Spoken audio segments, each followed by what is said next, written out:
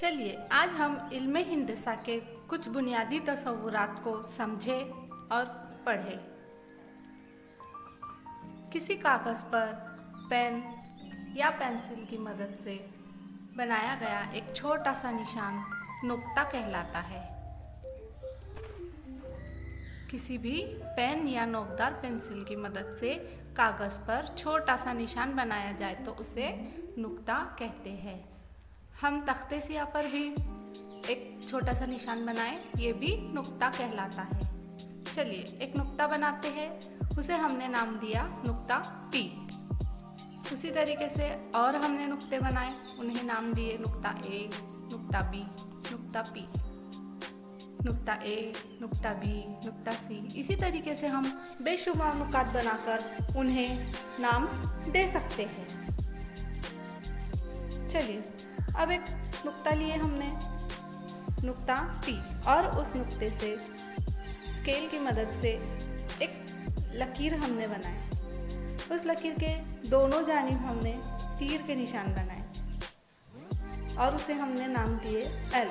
ये बन गया हमारा ख़त। ऐसी लकीर जो किसी कागज़ पर नुक्ता बनाकर स्केल की मदद से लकीर बनाए तो उसे ख़त कहते हैं। ख़त एल। अंग्रेज़ी में ख़त को लाइन कहते हैं, इसलिए हम उसे नाम एल देंगे। ख़त दोनों जानिब से लामहदूद होता है। महदूद यानी ख़त्म होने वाला और लामहदूद उसी का तज़ाद यानी कभी ना ख़त्म होने वाला।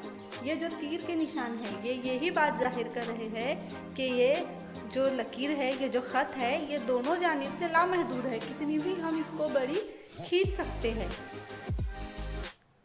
चलिए अब एक इसी ख़त पर हमने एक नुक्ता लिए नुक्ता ए और नुक्ता लिए दूसरा नुक्ता बी।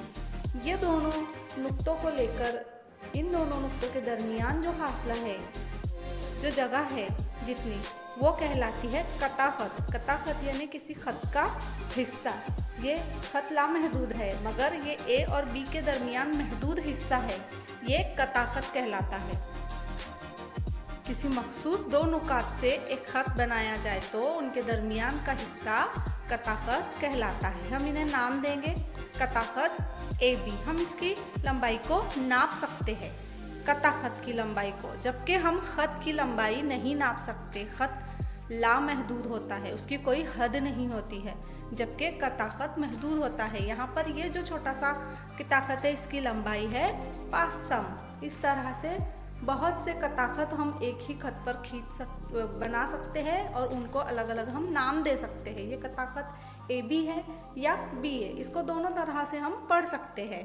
कता ख़त ए बी या कता ख़त बी है, दोनों तरफ से इसका नाम हम ले सकते हैं। रोज़ाना सुबह सूरज निकलता है, उजाला हर तरफ फैलता है। कभी हमने ये सोचा है कि ये सूरज की रोशनी कहाँ से आती है? सूरज से शुरू होकर ये हमारी ज़मीन पर आती है। सूरज उसका एक मब्दा है। उस मब्दे से, उस जगह से, उस नुक्ते से, सूरज एक नुक्ता है यहाँ हम मानेंगे, और उस नुक्ते से ये जो सूरज की किरणें ज़मीन पर आती है तो ये किरणें हम इसे रियाजी की ज़बान में शुआ कहते हैं। जैसे कि ये एक नुक्ता, हमने एक मब्दा लिया, हमने ये नुक्ता, और इस नुक्ते से हमने एक सीधी लकीर खींचे और वो एक ही जानिब जा रही है। ख़ास बात ये है कि वो एक ही जानिब जा रही है, वो दोनों तरफ नहीं बढ़ रही है, सिर्फ एक तरफ बढ़ रही है।